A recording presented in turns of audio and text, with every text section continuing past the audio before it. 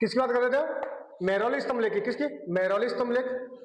ये किसका था? लोहे का। इसमें कोई जंग नहीं लगी है अभी तक। और ये क्या है? वैज्ञानिक और तकनीकी दृष्टि से एक उत्तम कला थी ये। और मेहरौली स्तंभ लेख में क्या लिखा है? चंद्र लिखा है। और चंद्र का मतलब चंद्रगुप्त द्वितीय। प्रश्न पूछ लिया जाए मेहरौली स्तंभ लेख किस राजा से संबंधित था, तो वो चंद्रगुप्त द्वितीय से था। एक थे कौन? सुश्रुत थे। तो सुश्रुत किसके जनक थे? वो शल्य चिकित्सा के जनक। किसके थे? शल्य चिकित्सा के जनक। गुप्त प्रशासन की बात करते हैं। किसकी? गुप्त प्रशासन। तो गुप्त प्रशासन कैसा शासन था? विकेंद्रीकृत, यानी सत्ता सबके हाथों में बटी हुई थी। साम्राज्य की बात करें, सबसे पहले क्या? देश। तो देश का क्या बोलते हैं? साम्राज्य बोलते हैं। और साम्राज्य के बाद क्या होता है? भुक्ति, जैसे प्रांत। और प्रांतों के बाद क्या है? विषय। विषय प्रांतों क्या होता है? जिले होते हैं। और जिले में क्या होते हैं? ग्राम। तो सबसे छोटी इकाई कौन सी थी? ग्राम थी। और ग्राम का जो मुखिया होता है उसे क्या कहते हैं? ब्राह्मणी। क्या कहते हैं? ब्राह्मणी। और जो विषय का मुखिया होता है उसे क्या कहते हैं? विषयपति। आप प्रश्न पूछ लिया था भुक्ति क्या? भुक्ति किसे कहते हैं? तो भुक्ति क्या है? प्रांत है। और भुक्ति के मालिक को क्या कहते हैं? यानी जो प्रशासक चलाता था भुक्ति, उसे क्या कहते हैं? उपरिक्त कहते हैं। क्या कहते हैं? उपरिक्त। कर की बात करें, कर जो भूमि उत्पादन का कितना भाग था? 1/6 भाग। कितना भाग था? 1/6 भाग। भूमि को अलग अलग नामों से जाना जाता था कि कौन सी भूमि किस प्रकार की। जैसे क्षेत्र। क्षेत्र किसे कहते थे? तो क्षेत्र कहते हैं उपजाऊ भूमि को, जहां से क्या फसल अच्छे से उपज हो सके और अच्छे से क्या उसका अनाज उत्पादन हो सके, उसे क्या कहते हैं? क्षेत्र कहते हैं। वास्तु की बात करें, कौन? वास्तु। तो वास्तु कौन से? निवास करने योग्य भूमि। कौन सी है? निवास करने योग्य भूमि। खिल की बात करें, खिल क्या है? जो भूमि स्वतः ही जुत जाती है। खिल मतलब खिलना, तो उसे जोतने की जरूरत नहीं है, तो उसे क्या कहते हैं? ना जोतने योग्य भूमि। एक भूमि थी, भूमि का नाम है अपरात। अपरात कैसी भूमि है? जंगली भूमि। कैसी भूमि है? जंगली। सिंचाई की व्यवस्था देखें तो सिंचाई की व्यवस्था भी गुप्त वंश में बेहतरीन और एक अच्छी व्यवस्था थी, जिससे अच्छे से टैक्स क्या रेवेन्यू किया जा सके। तो यहाँ तो सिंचाई किससे होती? रेंट और अड़गट्टा। रेंट और अड़गट्टा की क्या हुआ? विकास हो चुका था गुप्त वंश में। और करों के नाम देखें तो करों का नाम क्या है? उद्रंग। या जो टैक्स लिया जाता उसे क्या कहते थे? उद्रंग कहते थे। इसका एक और नाम है हविल वर्ग, क्या ऐसे कुछ नाम है? हविल। हविल करके क्या है? ऐसे कल बताऊंगा ढंग से। हविल करके एक कर है, इस उद्रम को हविल कर भी कहते हैं। इसे नगद और नाज के रूप में लिया जाता है। किसमें? नगद और नाज के रूप में। अगर कोई किसान नगद के रूप में देता तो उसे क्या कहते हैं? रण कहते हैं। और जो नाज के रूप में देता उसे क्या कहते हैं? मेय कहते हैं। क्या कहते हैं? मेय। सिक्कों के बारे में देखें तो सिक्कों में देखें सबसे ज्यादा सोने के सिक्के जारी किसने जारी किए? इंडो ग्रीक ने। किसने? सॉरी, सबसे ज्यादा नहीं, सबसे पहले सोने के सिक्के किसने जारी किए? इंडो ग्रीक ने। इंडो ग्रीक मतलब यवन, यानी हिंदू यूनानी। और जो सबसे शुद्ध सोने के सिक्के जारी किए वो कुषाणों ने किए। किसने? कुषाणों ने। और सर्वाधिक सोने के सिक्के जारी किए गुप्त वंश ने। किसने? गुप्त वंश ने। जैन साथियों, मैं आपका अपना रामेश्वर आरडी एकेडमी से। इससे पहली क्लास में हमने क्या गुप्त काल के बारे में पढ़ा था, और गुप्त काल के संस्थापक के बारे में, और गुप्त काल प्रशासन के बारे में, और उनके सबसे शक्तिशाली राजाओं के बारे में पढ़ा, और उन्होंने किस किस क्षेत्र पर साम्राज्य क्षेत्र पर राज किया था, इसके बारे में हमने पढ़ा था। अब पढ़ेंगे हम गुप्त उत्तर काल। क्या पढ़ेंगे?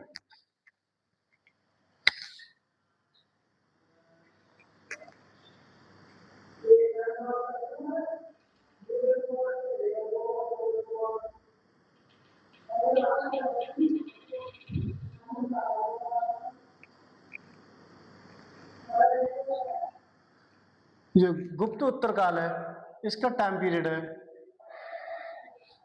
550 ईस्वी से 750 ईस्वी तक। जैसे हमने मौर्य उत्तर काल पढ़ा था, मौर्य का एक मौर्य वंश पढ़ा था। मौर्य काल में क्या था कि मौर्य एक चरम सीमा पे अपना राज करने के बाद मौर्यों का वो क्या हुआ? पतन हुआ। और मौर्यों के पतन होने के बाद उनके क्या, जो क्षेत्रीय राजा थे, छोटे छोटे राज्यों में अखंड भारत बट गया और क्षेत्रीय राजा बनकर राज करने लगे। सेम यही कंडीशन किसमें होती है? गुप्त उत्तर काल में। तो जो गुप्तों का शासन था, जो चंद्रगुप्त द्वितीय, कुमार गुप्त, ये इन्होंने क्या बहुत बड़े साम्राज्य क्षेत्र पर क्या हुआ? राज किया। जैसे उत्तर भारत में देखे, उत्तर भारत और उज्जैन तक किसका क्षेत्र था? इन्हीं का था। तो जैसे जैसे गुप्तों का क्या हुआ? पतन हुआ। तो पतन के बाद क्या हुआ? तो यहाँ भी क्या हुआ? छोटे छोटे क्षेत्रों में या छोटे छोटे साम्राज्यों का उदय हुआ, और छोटे और राजा राज करने लगे। और इस तरह से क्या हुआ?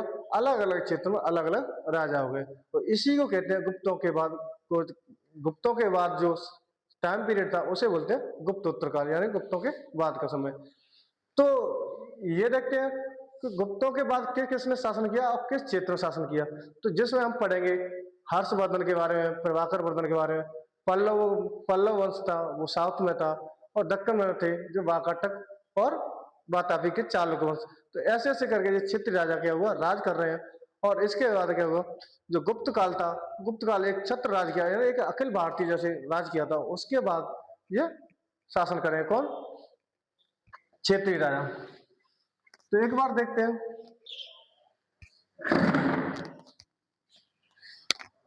तो गुप्तोत्तर काल की बात करते हैं। तो गुप्तोत्तर काल का टाइम पीरियड है 550 से 750 ईस्वी।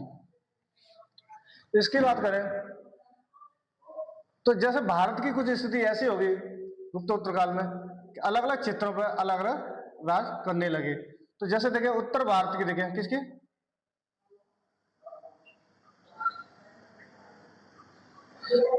तो उत्तर भारत में देखें तो कौन सा, वर्धन वंश था। कौन सा था,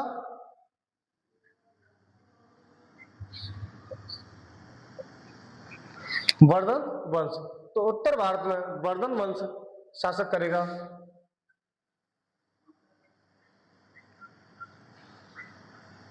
और दक्कन में देखें तो दक्कन में था, दक्कन का क्षेत्र कौन सा था, दक्कन का क्षेत्र होता है महाराष्ट्र के आसपास पूना वाला क्षेत्र है, या उसे क्या कहते हैं, दक्कनी क्षेत्र कहते हैं। तो वहां राज कर रहे हैं वातापी के चालुक्य, वातापी प्लस वाकाटक।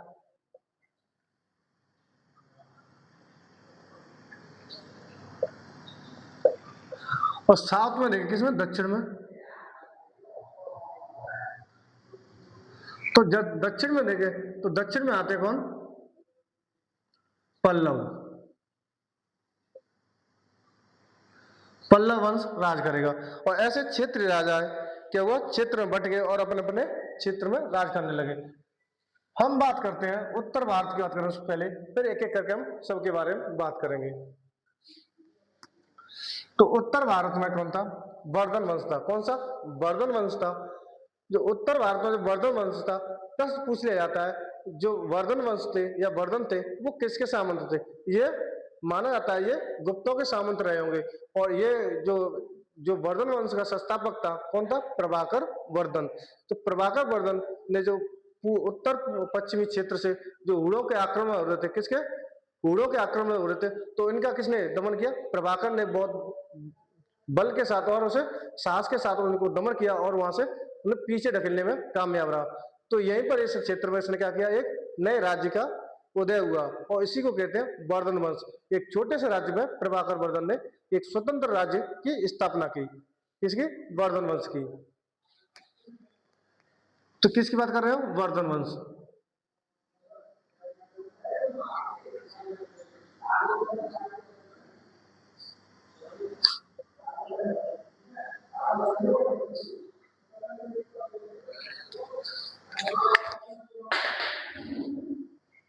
तो वर्धन वंश की बात करें तो इसका संस्थापक कौन था, तो इसका संस्थापक था प्रभाकर वर्धन।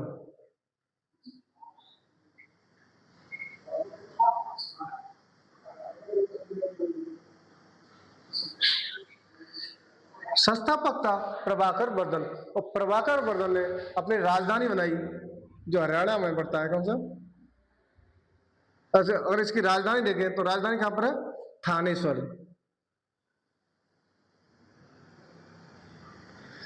थानेश्वर इसकी क्या राजधानी थी। अब बात इसकी आती है कि हमें वर्धन वंश की जानकारी हमें किस किस से प्राप्त होती है। तो हमें जानकारी दो चीजों से होती है, साहित्य और पुरातात्विक साक्ष्य से। तो यह साहित्य की बात करें तो प्रभाकर वर्धन की बात करें, इसके शासन के बारे में, तो एक बुक है कौन सी, हर्षचरित। कौन सी है,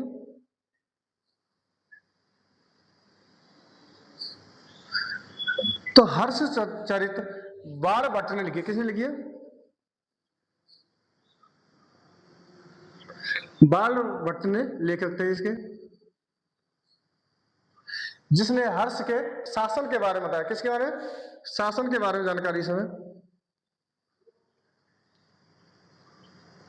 शासन के बारे में जानकारी है।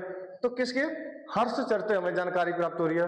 अब बाणभट्टी है तो बाणभट्ट, इसकी एक बुक और कौन सी, कादम्बरी, कौन सी, कादम्बरी। प्रश्न पूछ लिया जाता है हर्षचरित और कादम्बरी के लेखक कौन है, तो वो कौन है, बाणभट्ट। बाणभट्ट किसके दरबार के कवि थे, तो आगे इसके बारे में बात करेंगे। ये हर्ष के थे, किसके, हर्षवर्धन के थे। एक बुक है इनकी जो हर्ष के द्वारा रचित हुई है, प्रिय दर्शना, जैसे रत्नावली,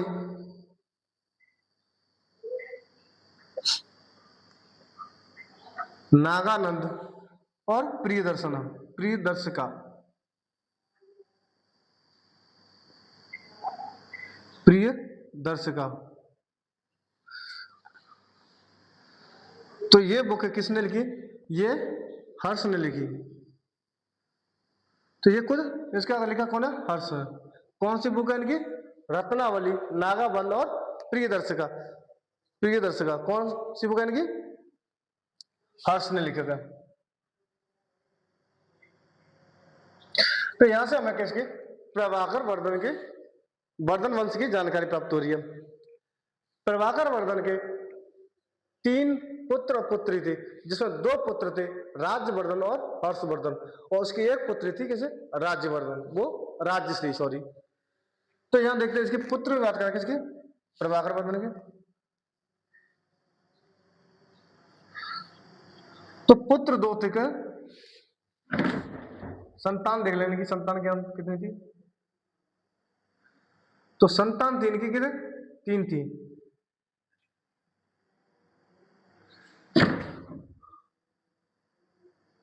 बड़े पुत्र का नाम था राज्यवर्धन,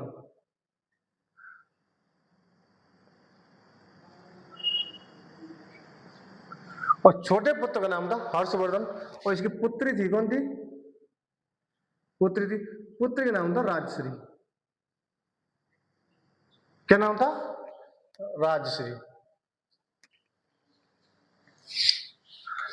तो इनके 3 संतान थी, और इनमें 2 पुत्र 1 पुत्री थी। थोड़ी सी हम राजश्री की बात कर लेते हैं, किसकी, तो राजश्री का विवाह, राजश्री का विवाह मोखरी वंश, कौन सा था,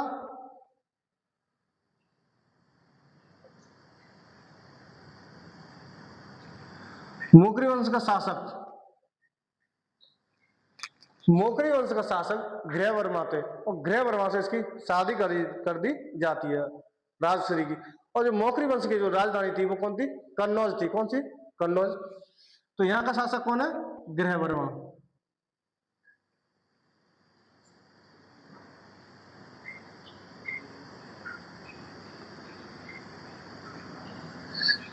गृहवर्मा से इसका क्या हुआ, विवाह होता है। प्रभाकर वर्धन के बाद देखते हैं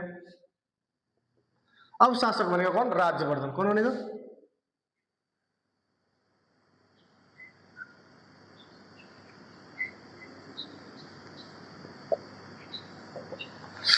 शासक बनेगा कौन, राज्यवर्धन।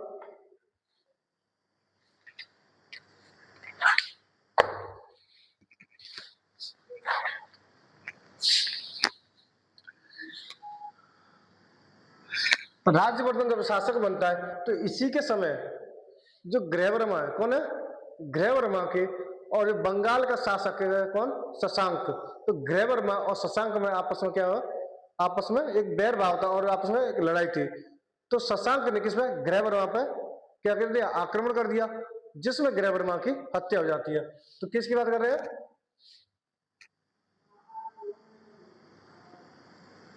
शशांक। शशांक का बंगाल का शासक, बंगाल का है, और कौन से वंश का, गौड़ वंश का। प्रश्न पूछ लिया था शशांक कौन से वंश का, गौड़ वंश का। इसका युद्ध होता है किसके साथ, गृहवर्मा के साथ, जिसमें गृहवर्मा क्या हो जाती है, हत्या हो जाती है, और शशांक क्या होता है, विजयी होता है। और शशांक विजयी होता है तो ये क्या करता है, कन्नौज पर क्या अधिकार कर लेता है।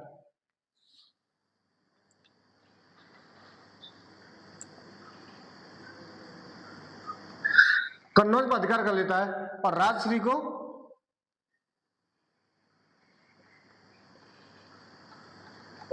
कैद कर लेता है। कौन से?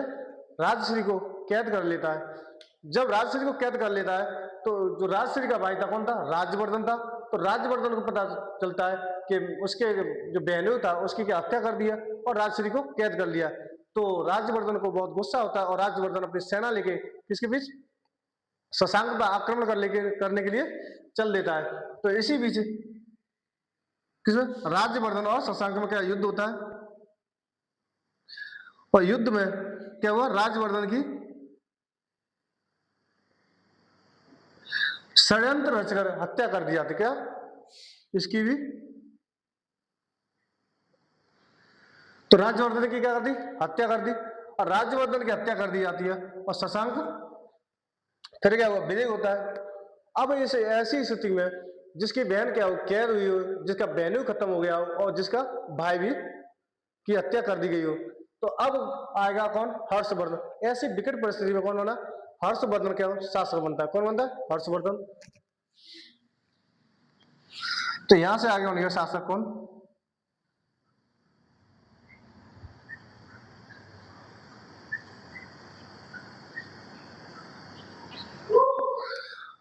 हर्षवर्धन शासक बनेगा और ये सिद्ध करता है एक राजा होने के गुण। ये ऐसी परिस्थिति में क्या शासक बनता है और इसने क्या हुआ? जब शासक बना तो इसने क्या किया? सबसे पहले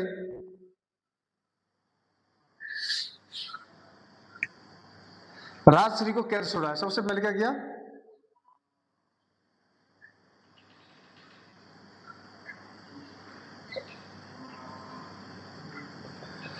राजश्री को कैद छुड़वाया। किसने? हर्षवर्धन ने। और हर्षवर्धन शासक बना। हर्षवर्धन के जब राजश्री को कैद छुड़वाया तो हर्षवर्धन ने फिर किस में? शशांक को हमला किया और शशांक पर हमला करने के बाद शशांक पर हमला किया और शशांक कहां भाग जाता है? ये बंगाल में भाग जाता है और वहां से फिर ये वापस नहीं आता। कौन? शशांक। ये वही शशांक है जिसने बौद्ध वृक्ष को जलवा दिया था यानी कटवा दिया था। तो वो कौन? प्रश्न पूछ लिया जाता है। वैसे तो बौद्ध वृक्ष को कई शासकों ने कटवाया था, तो इनमें एक शशांक भी था। तो शशांक ने भी बौद्ध वृक्ष को कटवा दिया था।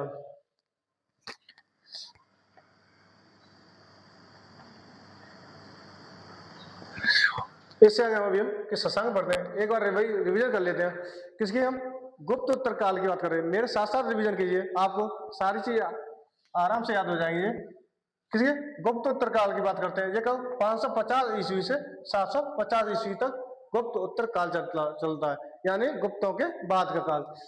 तो गुप्त उत्तर काल में देखें भारत की स्थिति देखें तो उत्तर भारत में वर्धन वंश शासक कर रहा है और दक्षिण में लेकर वातापी के और वाकाटक वंश राज कर रहा है। और तो साउथ में जाएंगे तो साउथ में पल्लव वंश। कौन सा? पल्लव वंश। तो हम एक एक करके पढ़ेंगे। तो हम कौन सा वंश पढ़ रहे हैं? वर्धन वंश। कौन सा? वर्धन वंश। वर्धन वंश का संस्थापक कौन था? प्रभाकर वर्धन। प्रश्न पूछ लिया जाता है प्रभाकर वर्धन की राजधानी कौन सी थी? तो कौन सी थी? थानेश्वर थी। कौन सी थी? थानेश्वर। जो वर्धन वंश की हमारी जानकारी कहां से प्राप्त होती है? हर्षचरित थी। हर्षचरित। हर्षचरित किसने लिखी है? बाणभट्ट ने लिखी है। और बाणभट्ट की एक और किताब कौन सी? कादम्बरी। और कादम्बरी है। बाणभट्ट किसके दरबारी थे? दरबार कवि थे ये हर्ष के थे। 3 बुक और है, रत्नावली, नागानंद और प्रियदर्शिका। प्रश्न पूछ लिया जाता है इनसे, इन्हें विशेष कर याद करें। रत्नावली, नागानंद और प्रियदर्शिका। ये इसके लिखा कौन है? खुद हर्ष है। हर्ष लिखता है रत्नावली, नागानंद, प्रियदर्शिका। प्रभाकर वर्धन की 3 संतान थी, जिसमें राज्यवर्धन, हर्षवर्धन और राजश्री, और जिसमें 2 पुत्र और 1 पुत्री थी। जो राजश्री थी, राजश्री का विवाह किससे कर दिया? मौखरी वंश के शासक। कौन है मौखरी वंश का शासक? ग्रहवर्मा। कौन है? ग्रहवर्मा। फिर ये प्रभाकर वर्धन की मृत्यु हो जाती है, उसके बाद कौन है? इसका बड़ा पुत्र राजवर्धन गद्दी बैठता है। और राजवर्धन के टाइम पीरियड क्या होता है? जो शशांक है किसा? गौड़ वंश का। गौड़ वंश का शासन कर रहा है, बंगाल कर रहा है, और इसने क्या कर दिया? ग्रहवर्मा पर आक्रमण कर दिया मौखरी वंश में, और जहां ग्रहवर्मा की क्या कर देता है? हत्या कर देता है और राजश्री को कैद कर लेता है कन्नौज में। और इस युद्ध का राज्यवर्धन क्या? फिर युद्ध होता है किससे? शशांक से। और फिर इसमें भी हत्या किसकी हो जाती है? राज्यवर्धन की। अब इसके बाद कौन शासन बनेगा? हर्षवर्धन बनेगा। कौन बनेगा? हर्षवर्धन। हर्ष का सबसे पहले क्या देगा, तो इसके साथ इस राजश्री को कैसे छुड़वाया, और इसके बाद हम आगे बढ़ते हैं।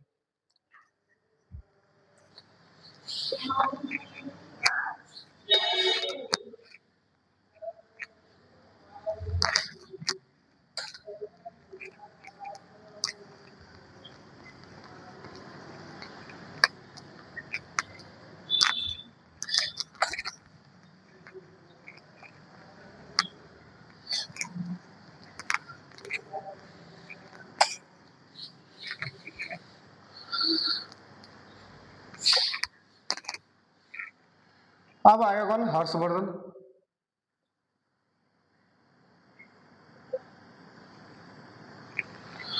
तो हर्षवर्धन शासक बनता है। तो हर्षवर्धन ही, अब इसका कोई जो कन्नौज था, कन्नौज में कोई राजा नहीं था, तो हर्षवर्धन ही क्या है? कन्नौज का राजा बनता है। कौन बनता है? राजा। तो हर्षवर्धन, तो अब ये अपने क्या है? राजधानी चेंज करता है। कौन करता है? हर्षवर्धन। तो ये राजधानी थाने से उत्तर कहा ले जाता है? कन्नौज। तो प्रश्न पूछ लिया जाता है तो हर्षवर्धन की राजधानी क्या है, तो इसकी हम देखेंगे राजधानी। तो इसकी राजधानी है कन्नौज।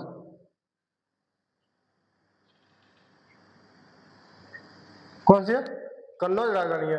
और कन्नौज पर ये शासन करता है, और इसकी बहन इसी के सहभागी होती है, बहन इसके साथ भी शासन करती है कन्नौज।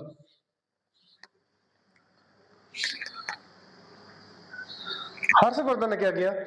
हर्षवर्धन ने उत्तर भारत के जो बिहार, यूपी, आज का देखिए, आज जो बिहार है, जो यूपी है, मध्य प्रदेश है, हरियाणा, पंजाब, इतने क्षेत्र पर क्या है, इसने पूरे क्षेत्र पर इसने क्या राज किया था। किसने? हर्ष ने शासन किया था। और ये इतने क्षेत्रों पर राज करने के बाद इसने क्या किया, ये दक्षिण भारत की ओर जब चलेगा, और दक्षिण भारत के बारे में हम अभी बताएंगे, उसके बारे में बात करते हैं। तो पहले हम इसकी बात कर लेते हैं हर्षवर्धन की। ये कैसा था? ये शैव धर्मावलंबी। कौन सा था? शैव धर्मावलंबी था, यानी शिव की पूजा करता था। कौन? हर्षवर्धन। हर्षवर्धन के शासनकाल में एक चीनी यात्री आता है। कौन आता है?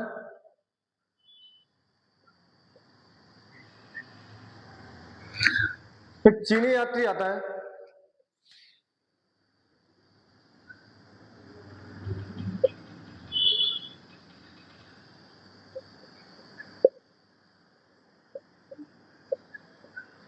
और चीनी यात्री का नाम है वेनसांग। कौन आ रहा है? प्रश्न पूछ लिया जाता है वह वेनसांग किसके शासनकाल में आया, तो वो आया हर्षवर्धन के। एक आया था फायान। तो फायान किसके शासनकाल में आया था? वो चंद्रगुप्त द्वितीय के, वो गुप्त काल में आया था। इनमें कंफ्यूज नहीं होना है। तो वेनसांग आया था, और वेनसांग की एक बुक है, इसने एक बुक लिखी थी, सी यू की। सी यू की एक बुक है इसकी, और सी यू की में क्या लिखता है? यात्रा वृत्तांत लिखता है।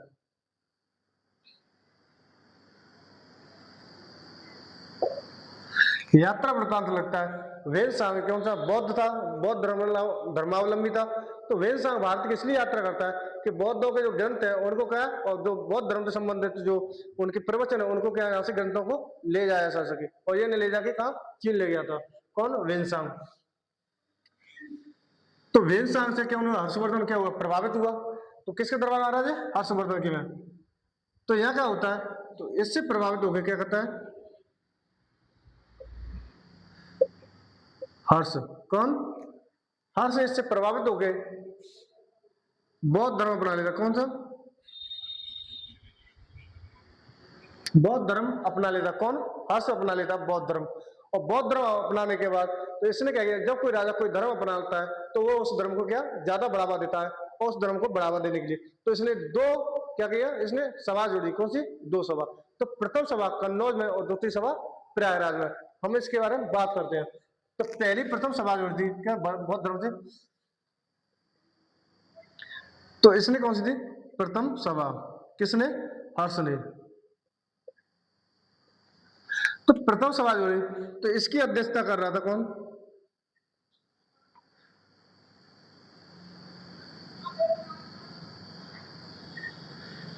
इसकी अध्यक्षता की किसने? वेनसांग ने।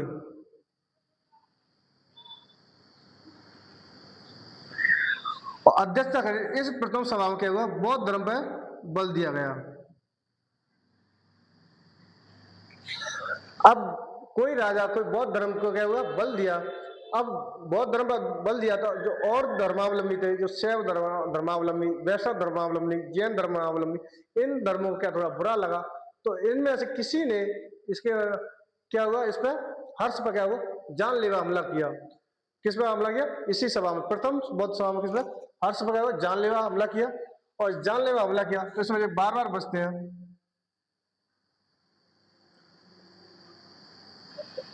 तो जानलेवा हमला किस पर हुआ? हर्ष पर हुआ।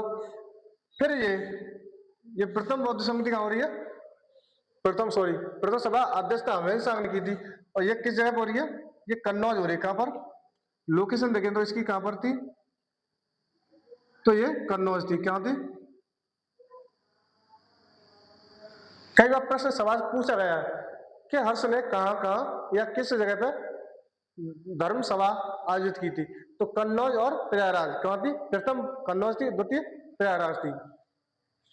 तो द्वितीय सभा आयोजित की थी कौन सी?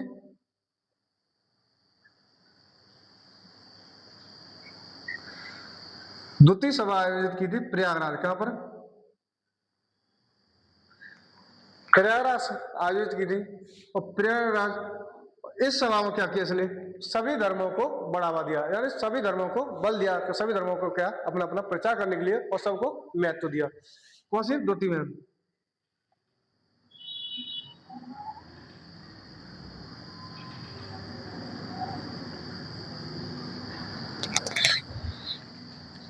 और हर्ष इसमें क्या करता है? द्वितीय बौद्ध सभा में सारा जो सर्वस्व अपना पूरा दान कर देता, किसी को प्रजा को दान करके क्या गंगा जी में नहा के जब वापस आता है तो इसकी बहन है जो राजश्री इसे कपड़े देती है और ये अपने क्या कन्नौज वापस आता है। तो कन्नौज वापस आते आते कि इसकी जो प्रजा थी जो दान दिया था वो दान सारा वापस करती है किसको? हर्ष को। और वो फिर से क्या राज्य संभालता है। कौन? हर्ष। इसके युद्धों की बात करें इनके, एक इसका अभिलेख है कौन सा? हर्ष का ऐहोल अभिलेख। कौन सा?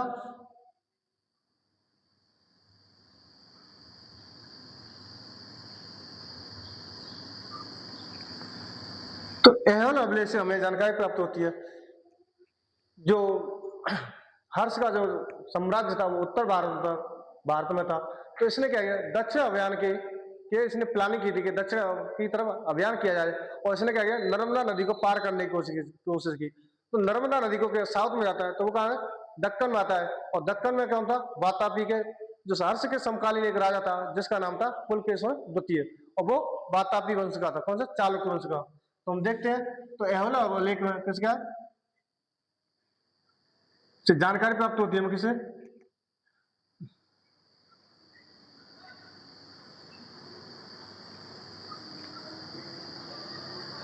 जो पुलकेशिन द्वितीय है ये किसका? वातापी का। क्या? और किससे?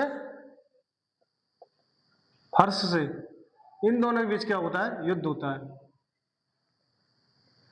हर्ष और पुलकेशिन द्वितीय बीच का युद्ध होता है और जिसमें पुलकेशिन द्वितीय का होता है विजयी होता है और हर्ष हार जाता है। ये हमें जानकारी कहां से प्राप्त हो रही है? ऐहोल अभिलेख से। तो हमें प्रश्न पूछ लिया था ऐहोल अभिलेख से हमें किसकी जानकारी प्राप्त हो रही है? किस युद्ध की? तो हर्ष और पुलकेशिन द्वितीय की। पुलकेशिन द्वितीय किस वंश का था? वातापी वंश का। और वातापी वंश के बारे में हम आगे पढ़ेंगे।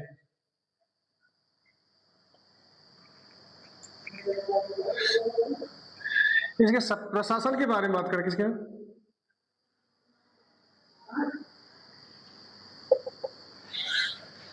प्रशासन की बात करें, जो वर्धन वंश की बात करें या गुप्तोत्तर वंश की बात करें, तो गुप्तों के शासन काल में सामंतवादी प्रथा शुरुआत हो गई थी।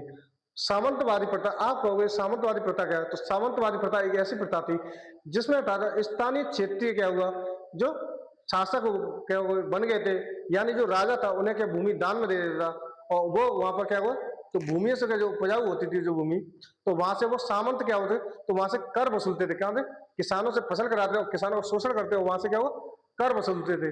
और कर वसूलने के बाद जो राजा जो सामंतों को जो भूमि दान में देता था, तो उस भूमि के बदले सामंत उसे राजा को क्या देते, सेना देते, और सेना उसके राजा के सहयोग में होती। तो ये सामंतवादी प्रथा गुप्त उत्तर काल में आता था, एक बहुत एक रिजिड टाइप में पूरी अपना पकड़ मजबूत बना रखी थी। इससे क्या हुआ, इससे एक केंद्रीकृत शासन ना हो गए, क्या हुआ, विकेंद्रीकृत हुआ। क्योंकि केंद्रीकृत में होता है कि एक सत्ता किसके, एक हाथ में, और जब विकेंद्रीकृत होता है तो सारी जो सत्ता की जो शक्ति है वो अलग अलग हाथों में बटी होती है। तो सामंतवादी क्षेत्र अलग अलग क्षेत्रों में सामंतवादी थे, तो इसमें क्या हुआ, तो प्रशासन कैसा था, विकेंद्रीकृत था। कैसा था, विकेंद्रीकृत।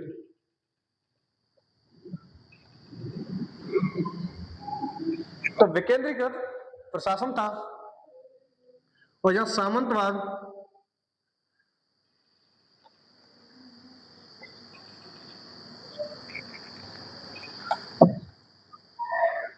अपनी चरम सीमा पर था, जिससे क्या विकेंद्रीकृत हुआ और राजाओं की स्थिति ज्यादा बेहतर नहीं थी, क्योंकि जो सामंत का जो प्रभाव था उनका, इसका जो प्रांतिक था क्या है।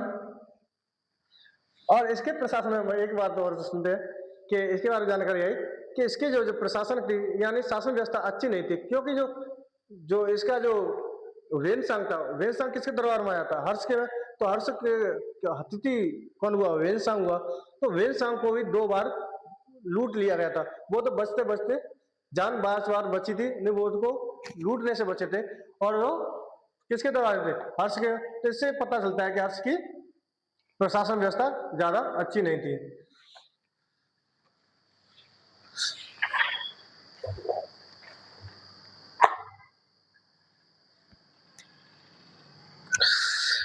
इसमें एक प्रश्न पूछ लिया था, जो प्रांतों का क्या है,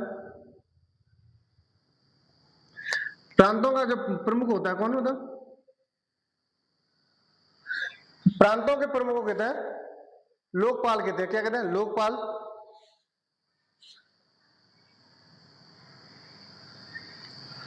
और न्यायाधीश को क्या कहते हैं यहां,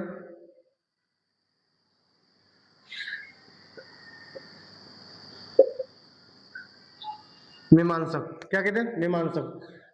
तो प्रांतों के प्रमुख को क्या कहते हैं, लोकपाल कहते हैं। तो लोकपाल सामंतवादी के जो प्रमुख होते थे उन्हें लोकपाल कहते हैं, और जो न्यायाधीश करता है उसे मीमांसक कहते थे। पर गुप्तोत्तर काल में देखें, कोई अखिल भारतीय साम्राज्य की स्थापना नहीं हो पाई थी। भले ही अपने क्षेत्रों में बहुत अच्छे राजा और अच्छे योद्धा रहे, पर उन्होंने ऐसे जो मौर्य काल में थे या गुप्त काल में थे, ऐसे कोई साम्राज्य स्थापित नहीं हो पाया था, और अलग अलग क्षेत्रों में अलग अलग राज करने लगे। हमारे एक जीएस की सीरीज चल रही है, जिसमें आपको पीडीएफ और पूरा कोर्स फ्री उपलब्ध कराया जाता है। अभी हाल फिलहाल में जो टेलीग्राम चैनल है वो भी उस प्रतिबंध लगाया है 22 तारीख तक। उसके बाद हम जो इसकी जो पीडीएफ है उसमें टेलीग्राम ग्रुप है RD अकेडमी के चैनल के नाम से, तो उसमें हम इसकी सारी पीडीएफ डालते हैं, और एक क्रमवार, और इसका पूरा कोर्स फ्री उपलब्ध कराया जाएगा। 1 डे 1 क्वेश्चन जो करंट अफेयर से संबंधित होगा, जिसके बारे में पूरी हम ऑपरेशन करते हैं। तो ऐसी जानकारी से जुड़े रहने के लिए या हमारे से पढ़ने के लिए हमारे चैनल को सब्सक्राइब और फॉलो करें। जय हिंद साथियों।